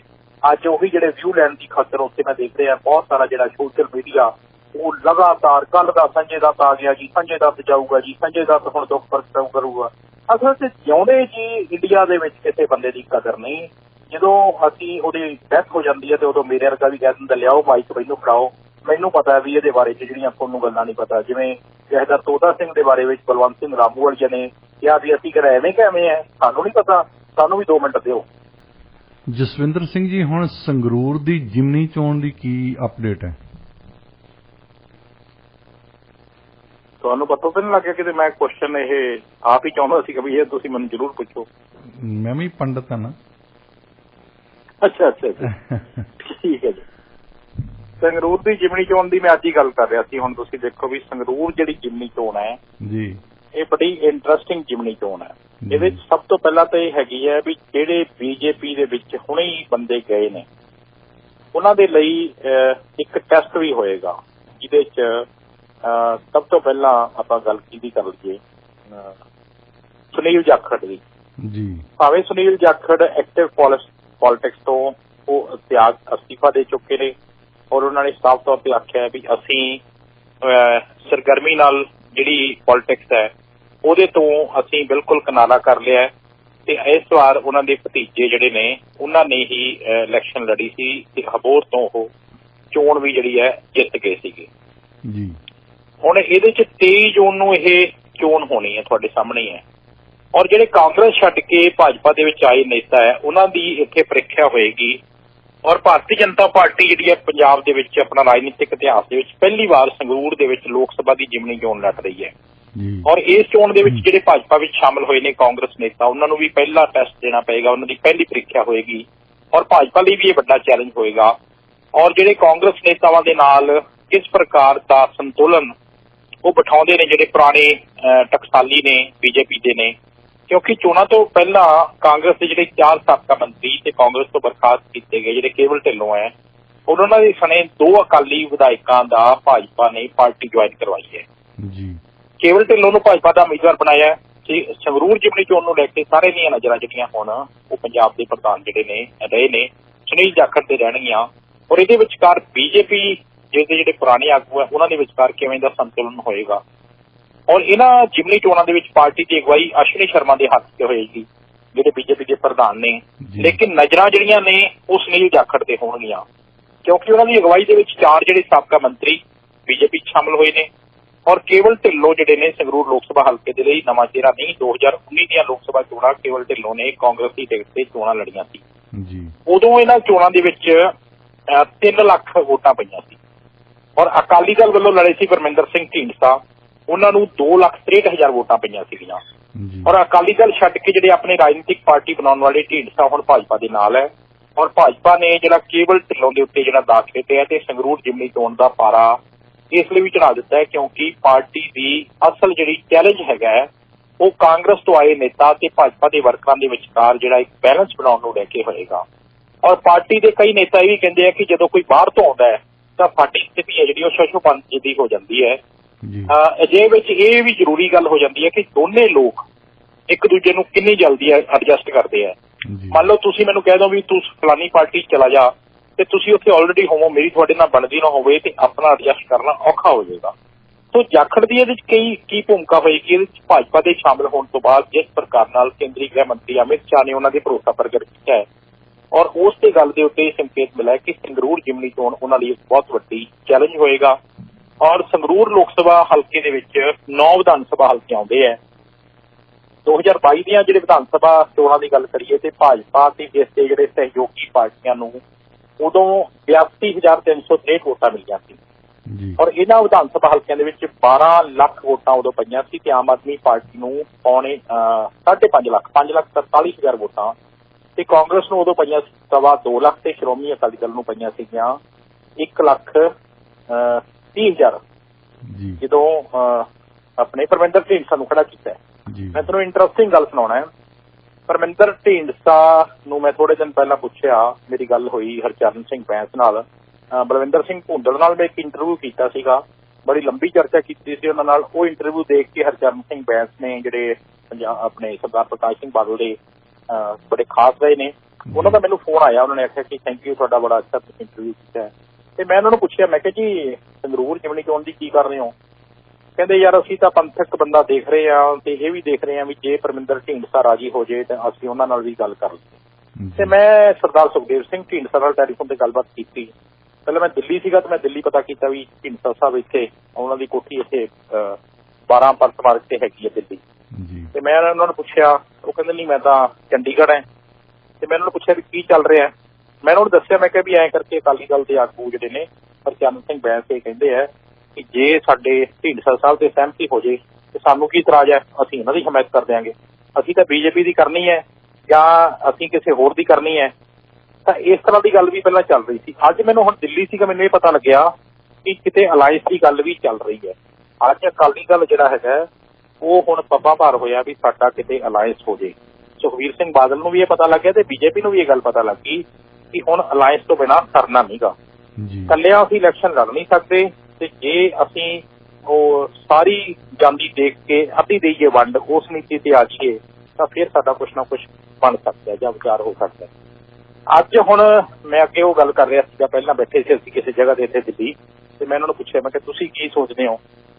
ਦੇਖੋ ਆਮ ਆਦਮੀ ਪਾਰਟੀ ਦੀ ਜਿੱਤ ਪੱਕੀ ਆ ਉੱਥੋਂ, ਕਿਉਂਕਿ ਜਿਮਨੀ ਚੋਣ ਜਿਹੜੀ ਹੁੰਦੀ ਹੈ, ਮੈਂ ਗਿੱਦੜਬਾਹਾ ਦੀ ਜਿਮਨੀ ਚੋਣ ਦੇਖੀ ਹੈ ਜੀ, ਜਦੋਂ ਮਨਪ੍ਰੀਤ ਬਾਦਲ ਨੇ ਇਲੈਕਸ਼ਨ ਲੜੀ ਸੀ ਉਦੋਂ ਬੇਅੰਤ ਸਿੰਘ ਦਾ ਦੌਰ ਸੀਗਾ ਤੇ ਬੇਅੰਤ ਸਿੰਘ ਉਦੋਂ ਬੜਾ ਸੁਪਰ ਪਾਵਰ ਮੁੱਖ ਮੰਤਰੀ ਸੀਗਾ ਤੇ ਬੇਅੰਤ ਸਿੰਘ ਸ਼ਰੇਆਮ ਉਦੋਂ ਕਹਿੰਦਾ ਸੀਗਾ ਕਿ ਸਾਡੀ ਸਰਕਾਰ ਨੂੰ ਕੋਈ ਫਰਕ ਨਹੀਂ ਪੈਣਾ, ਚਾਹੇ ਤੁਸੀਂ ਜਿਤਾ ਦਿਓ ਤੇ ਚਾਹੇ ਸਾਨੂੰ ਹਰਾ ਦਿਓ, ਸਾਡੀ ਸਰਕਾਰ ਉਵੇਂ ਹੀ ਚੱਲਦੀ ਰਹਿਣੀ ਹੈ ਜੀ। ਇਹੀ ਗੱਲ ਅੱਜ ਹੈਗੀ ਹੈ ਸੰਗਰੂਰ ਦੇ ਵਿੱਚ। ਜੀ ਬੀਜੇਪੀ ਦੀ ਕੇਂਦਰ 'ਚ ਸਰਕਾਰ ਹੈ, ਬੀਜੇਪੀ ਦੀ ਕੇਂਦਰ 'ਚ ਸਰਕਾਰ ਹੋਣ ਦੇ ਬਾਵਜੂਦ ਕਿਤੇ ਵੀ ਇਹ ਗੱਲ ਦਾ ਜ਼ਿਕਰ ਜਿਹੜਾ ਤੁਸੀਂ ਕਿਸੇ ਨੂੰ ਪੁੱਛ ਕੇ ਦੇਖ ਲਿਓ ਵੀ ਸਰਕਾਰ ਜਿਹੜੀ ਕੇਂਦਰ ਦੀ ਉਹਨੂੰ ਕੋਈ ਫਰਕ ਨਹੀਂ ਪੈਣਾ ਜੀ। ਉਹਨੇ ਸਭ ਤੋਂ ਪਹਿਲਾਂ ਉਹਦੀ ਗੱਲ ਇਹ ਹੈਗੀ ਹੈ ਕਿ ਅੱਜ ਬੀਜੇਪੀ ਦੀ ਸੋਚ ਇਹ ਹੈ ਕਿ ਅਸੀਂ 2024 ਦਾ ਇਲੈਕਸ਼ਨ ਕਿਵੇਂ ਲੜਨਾ ਜੀ। ਇਸੇ ਸੰਦਰਭ ਦੇ ਵਿੱਚ ਉਹ ਤਿਆਰੀਆਂ ਕਰ ਰਹੀ ਹੈ। ਉਹਨੂੰ ਪਤਾ ਹੈ ਕਿ ਅਸੀਂ ਚੌਥੇ ਨੰਬਰ ਤੇ ਆਉਣਾ ਹੈ, ਪਰ ਉਹ ਦਾਅ ਖੇਡ ਰਹੀ ਹੈ ਕਿ ਕੀ ਸਾਡੇ ਵਰਕਰਾਂ ਦੇ ਵਿੱਚ ਦਮ ਹੈਗਾ, ਕੀ ਸੁਨੀਲ ਜਾਖੜ ਦੇ ਨਾਲ ਜਿਹੜੇ ਅਸੀਂ ਮੰਤਰੀਆਂ ਨੂੰ ਲਿਆਂਦਾ ਹੈ ਉਹਨਾਂ 'ਚ ਦਮ ਹੈਗਾ। ਸੰਗਰੂਰ ਲੋਕ ਸਭਾ ਹਲਕਾ ਜਿਹੜਾ ਉਹ ਜੱਦੀ ਪੁਸ਼ਤੀ ਆਮ ਆਦਮੀ ਪਾਰਟੀ ਦਾ ਹੈ। ਅਜੇ ਸਰਕਾਰ ਬਣੀ ਨੂੰ 3 ਮਹੀਨੇ ਹੋਏ ਨੇ। ਕੋਈ ਵੀ ਲੋਕ, ਕੋਈ ਵੀ ਵੋਟਰ ਇਹ ਬਿਲਕੁਲ ਨਹੀਂ ਚਾਹਣਗੇ। ਮੈਂ ਹੁਣੇ ਹੀ ਗੱਲ ਕਰ ਰਿਹਾ ਸੀ, ਸਾਡੇ ਮੁਕਤਸਰ ਦੇ ਪਿੰਟਾ ਬਾਂਸਲ ਜਿਹੜੇ ਕਾਂਗਰਸ ਦੇ ਆਗੂ ਸੀ ਪਹਿਲਾਂ, ਅੱਜ ਕੱਲ੍ਹ ਉਹ ਬੀਜੇਪੀ ਚਲੇ ਗਏ। ਉਹ ਕਹਿੰਦੇ ਜੀ ਸਾਡੇ ਨਾ ਬਾਣੀਏ ਬਹੁਤ ਪੱਕੇ, ਅਗਰਵਾਲ ਫੈਮਿਲੀ ਬਹੁਤ ਹੈ ਜੀ। ਉਹ ਕਹਿੰਦੇ ਵੀ ਸਾਨੂੰ ਲੱਗਦਾ ਹੈ ਕਿ ਉੱਥੋਂ ਅਸੀਂ ਮਤਲਬ ਧੂਰੀ, ਬਰਨਾਲਾ, ਤਪਾ ਜਿਹੜੀਆਂ ਮੰਡੀਆਂ ਹੈਗੀਆਂ ਛੋਟੀਆਂ ਛੋਟੀਆਂ, ਉਹਨਾਂ ਮੰਡੀਆਂ ਦੇ ਵਿੱਚੋਂ ਅਸੀਂ ਇਹਨਾਂ ਵੋਟਾਂ ਨੂੰ ਖਿੱਚ ਸਕਦੇ ਹਾਂ। ਮੈਂ ਕਿਹਾ ਜੀ ਬਿਲਕੁਲ ਗਲਤ ਗੱਲ ਹੈ। ਤੁਸੀਂ ਅੰਦਾਜ਼ਾ ਲਾਓ ਕਿ ਸਾਨੂੰ ਤੀਜੇ ਜਾਂ ਚੌਥੇ ਨੰਬਰ ਤੇ ਜੇ ਵੋਟ ਪੈ ਜੇ ਤਾਂ ਬਹੁਤ ਵੱਡੀ ਗੱਲ ਹੋਊਗੀ। ਤੀਜੇ ਨੰਬਰ ਤੇ ਸਰਦਾਰ ਸਿਮਰਨਜੀਤ ਸਿੰਘ ਮਾਨ ਆ ਸਕਦੇ ਨੇ, ਦੂਜੇ ਨੰਬਰ ਤੇ ਕਾਂਗਰਸ ਆ ਸਕਦੀ ਹੈ, ਆਮ ਆਦਮੀ ਪਾਰਟੀ ਕੋਲ ਕਾਂਗਰਸ ਵੀ ਹੈਗਾ, ਵੀ ਹੈਗੀਆਂ ਤੇ ਲੋਕਾਂ ਨੇ ਪਾਉਣੀਆਂ ਵੀ ਹੈ। ਤੇ ਭਗਵੰਤ ਮਾਨ ਦਾ ਜਿਹੜਾ ਬਦਲ ਹੈ ਉਹ ਲੋਕ ਸੋਚਦੇ ਨੇ ਕਿ ਜਿਹੜਾ ਉਮੀਦਵਾਰ ਹੈ ਗੁਰਮੇਲ ਸਿੰਘ ਉਹਨੂੰ ਜਿਤਾ ਦਿੱਤਾ ਜਾਵੇ। ਸੋ ਸਰਕਾਰ ਨੂੰ ਕੋਈ ਫਰਕ ਨਹੀਂ ਪੈਣਾ, ਕੇਂਦਰ ਸਰਕਾਰ ਨੂੰ ਕੋਈ ਫਰਕ ਨਹੀਂ ਪੈਣਾ, ਪੰਜਾਬ ਸਰਕਾਰ ਨੂੰ ਕੋਈ ਫਰਕ ਨਹੀਂ ਪੈਣਾ। ਸੋ ਨਤੀਜਾ ਜਿਹੜਾ ਹੈਗਾ 23 ਜੂਨ ਨੂੰ ਹੋਣਾ। ਇਸੇ ਤਰ੍ਹਾਂ ਹੀ ਦਿੱਲੀ ਦੇ ਵਿੱਚ ਇੱਕ ਇਲਾਕਾ ਹੈਗਾ ਜੀ ਰਜਿੰਦਰ ਨਗਰ ਜੀ, ਜਿੱਥੋਂ ਰਾਘਵ ਚੱਡਾ MLA ਸੀਗੇ, ਰਾਜ ਸਭਾ ਮੈਂਬਰ ਬਣ ਗਏ ਹੈ। ਉੱਥੇ ਬੀਜੇਪੀ ਨੇ ਤੇ ਕਾਂਗਰਸ ਨੇ ਕੌਂਸਲਰਾਂ ਨੂੰ ਟਿਕਟ ਦਿੱਤੀ ਹੈ 2, ਤੇ ਦੁਰਗੇਸ਼ ਪਾਠਕ ਹੈ ਜਿਹੜੇ ਉਹਨਾਂ ਨੂੰ ਆਮ ਆਦਮੀ ਪਾਰਟੀ ਨੇ, ਦੁਰਗੇਸ਼ ਪਾਠਕ ਜਿਹੜੇ ਪਹਿਲਾਂ 2017 ਦੇ ਵਿੱਚ ਜਦੋਂ ਇਲੈਕਸ਼ਨ ਹੋਏ ਉਦੋਂ ਪੰਜਾਬ ਦੇ ਇੰਚਾਰਜ ਸੀਗੇ, ਉਹਨਾਂ ਤੇ ਕਾਫੀ ਇਲਜ਼ਾਮ ਲੱਗਦਾ ਰਿਹਾ ਹੈ ਔਰ ਉਹਨਾਂ ਨੂੰ ਉਮੀਦਵਾਰ ਜਿਹੜਾ ਉਤਾਰਿਆ। 23 ਜੂਨ ਨੂੰ ਵੋਟਾਂ ਪੈਣੀਆਂ। ਹੁਣ ਦੇਖੋ ਆਮ ਆਦਮੀ ਪਾਰਟੀ ਦਾ ਜਿਹੜਾ ਸੰਗਰੂਰ ਵਾਲਾ ਤੁਹਾਨੂੰ ਮੈਂ ਚੈਪਟਰ ਕਲੀਅਰ ਕਰ ਜੀ। ਹੁਣ ਸਿੱਧੂ ਮੂਸੇਵਾਲਾ ਦੀ ਜਿਹੜੀ ਮੌਤ ਦੀ ਇਨਵੈਸਟੀਗੇਸ਼ਨ ਚੱਲ ਰਹੀ ਹੈ, ਇਹ 'ਚ ਪੁਲਿਸ ਨੂੰ ਕੋਈ ਕਾਮਯਾਬੀ ਹੋਈ ਜਾਂ ਦੂਸਰੇ ਪਾਸੇ ਕੀ ਪੰਜਾਬ ਦੀ ਸਰਕਾਰ CBI ਨੂੰ ਇਹ ਦੇਣ ਲਈ ਰਾਜੀ ਆ ਕੇਸ? ਨਹੀਂ, ਬਿਲਕੁਲ ਨਹੀਂ ਜੀ। ਭੋਗ ਦੀ ਵੇਟ ਕਰ ਰਹੇ ਨੇ। 2 ਬੰਦਿਆਂ ਨੂੰ ਅੱਜ ਗ੍ਰਿਫਤਾਰ ਕਰ ਲਿਆ ਜੀ। 8 ਦੀ ਪਹਿਚਾਣ ਹੋ ਗਈ ਹੈ। ਵੈਸੇ 8 ਨੂੰ ਗ੍ਰਿਫਤਾਰ ਕਰ ਲਿਆ ਜੀ। ਔਰ ਮੁੰਬਈ ਦਾ ਜਿਹੜਾ ਗਾਵਲੀ ਹੈਗਾ ਸ਼ੂਟਰ, ਉਹਦਾ ਨਾਮ ਵੀ ਇਹਦੇ ਵਿੱਚ ਆ ਰਿਹਾ। ਜਿਹੜੇ ਬੰਦਿਆਂ ਨੇ ਰੇਕੀ ਕੀਤੀ ਹੈ ਉਹ ਮੂਸੇਵਾਲੇ ਦੇ ਪਿੰਡ ਦੇ ਵਿੱਚ ਉਹਨਾਂ ਦੀ ਕੋਈ ਰਿਸ਼ਤੇਦਾਰੀ ਹੈ। 2 ਬੰਦੇ ਉਹ ਵੀ ਸ਼ਾਮਲ ਹੋ ਗਏ ਨੇ ਜੀ। ਅੱਜ ਇੱਕ ਗੱਲ ਚੰਗੀ ਇਹ ਹੋਈ ਹੈ ਕਿ ਬਾਰ ਐਸੋਸੀਏਸ਼ਨ ਆਪਣੇ ਮਾਨਸਾ ਨੇ ਇਸ ਗੱਲ ਦਾ ਐਲਾਨ ਕੀਤਾ ਕਿ ਕੋਈ ਵੀ ਵਿਅਕਤੀ ਹੋਵੇ ਜਿਹੜਾ ਮੂਸੇਵਾਲੇ ਦੇ ਕਤਲकांड ਦੇ ਵਿੱਚ ਸ਼ਾਮਲ ਹੋਵੇ, ਅਸੀਂ ਉਹਦੀ ਜ਼ਮਾਨਤ, ਉਹਦੀ ਅਰਜੀ ਜਾਂ ਲੀਗਲ ਜਿਹੜੀ ਕਾਰਵਾਈ ਹੈ ਉਹਦੇ 'ਚ ਅਸੀਂ ਸ਼ਾਮਲ ਨਹੀਂ ਹੋਵਾਂਗੇ। ਸੋ ਮੂਸੇਵਾਲਾ ਕਤਲकांड ਦੇ ਵਿੱਚ ਕਾਫੀ ਵੱਡਾ ਜਿਹੜੇ ਸ਼ਾਰਪ ਸ਼ੂਟਰਾਂ ਨੂੰ ਵੱਖ-ਵੱਖ ਥਾਵਾਂ ਤੋਂ ਬੁਲਾਇਆ ਗਿਆ ਔਰ ਬੁਲਾਇਆ ਇਸ ਤਰੀਕੇ ਨਾਲ ਗਿਆ ਕਿ ਮੂਸੇਵਾਲਾ ਬਚ ਕੇ ਨਾ ਜਾ ਸਕੇ। ਸੋ ਉਹਨਾਂ ਦਾ ਕਤਲ ਹੋਇਆ। ਕੱਲ ਉਹਨਾਂ ਦਾ ਭੋਗ ਹੈ। ਅੱਜ ਰਾਹੁਲ ਗਾਂਧੀ ਆਏ ਸੀਗੇ, ਉਹਨਾਂ ਨੇ ਵੀ ਦੁੱਖ ਪ੍ਰਗਟ ਕੀਤਾ ਹੈ। ਉਹਨਾਂ ਨੇ ਆਖਿਆ ਕਿ ਮਾਂ ਪਿਓ ਦਾ ਜਿਹੜਾ ਦੁੱਖ ਹੈ ਉਹ ਸ਼ਬਦਾਂ 'ਚ ਬਿਆਨ ਨਹੀਂ ਕੀਤਾ ਜਾ ਸਕਦਾ ਜੀ। ਜਸਵਿੰਦਰ ਸਿੰਘ ਜੀ, ਤੁਹਾਡਾ ਬਹੁਤ ਸ਼ੁਕਰੀਆ ਜੀ। ਧੰਨਵਾਦ ਜੀ।